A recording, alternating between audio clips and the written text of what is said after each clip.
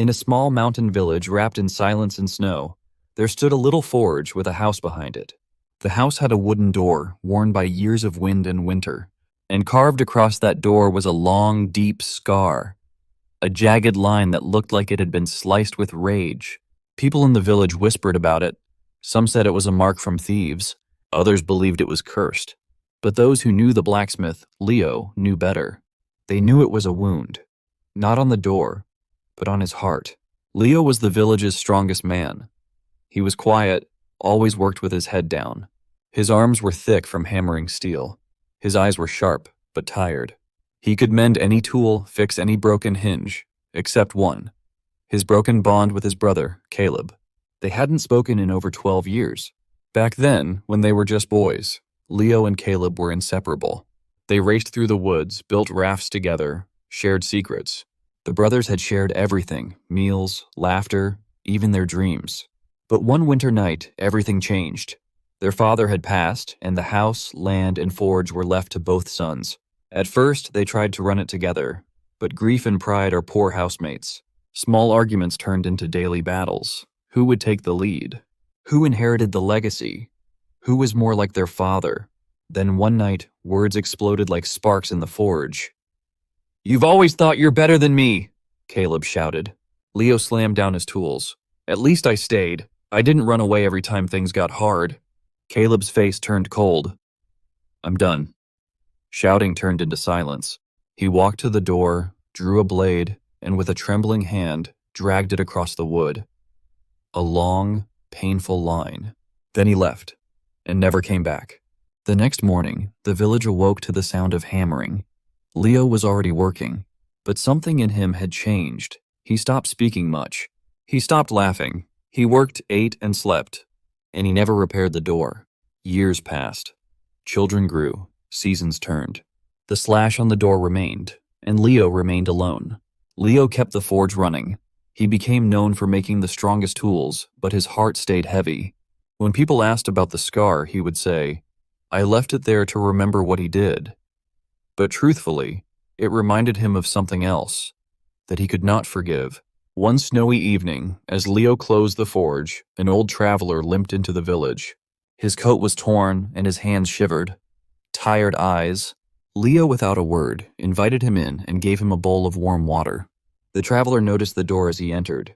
His fingers brushed the scar. "Strange," he said softly. "So many doors, and this one carries a wound." Leo didn't answer. The man finished his water and walked away. Later that night, as the fire crackled, the traveler walked by and said, "Wounds that stay open only poison the soul, but if you let them scar, they become wisdom." Leo stared at the flame. The traveler smiled, then said, "I once carried a grudge for 20 years. You know what I learned?" "What?" Leo asked. "I was drinking poison every day, hoping the other man would die." The next morning, the traveler was gone. But he had left behind something. A mirror. Old and cracked. Leo looked into it, and for the first time in years, he saw not just his face, but the weight he carried. That evening, he sat by the door. He touched the scar. It no longer felt sharp. It felt like it was waiting for release. Then a knock. He froze. No one ever knocked. He opened the door. A young boy stood there, out of breath. He handed Leo a letter and ran off. The letter was from Caleb. "Brother, I don't know if this letter will reach you. I've carried the guilt of that night like a stone in my chest. I was young, I was angry, I thought I was protecting myself, but all I did was hurt you. If you never want to see me again, I understand. But I wanted you to know. I'm sorry. And I forgive you too. Caleb." Leo held the letter in his calloused hands. His throat tightened. He walked to the forge and pulled out his finest iron. He shaped it, slowly, with care. A new door handle. He engraved it with 2 letters, L and C. The next week, Leo replaced the old rusted handle. But he didn't fix the scar. He let it stay. Because it no longer defined him. It reminded him of pain, yes, but also of the power to heal. Weeks passed. One spring morning, a man walked up the path. Older, beard flecked with gray, a bag over his shoulder, eyes full of hesitation. Leo opened the door before he knocked. They stood in silence. Then Caleb said, "I wasn't sure if you'd answer." Leo stepped aside. "I wasn't sure either, but I've had enough winters alone." They both smiled, just a little. Caleb looked at the door, still scarred, still strong. "You left it?" he asked. Leo nodded. "I let it stay, but I forgave the man who made it."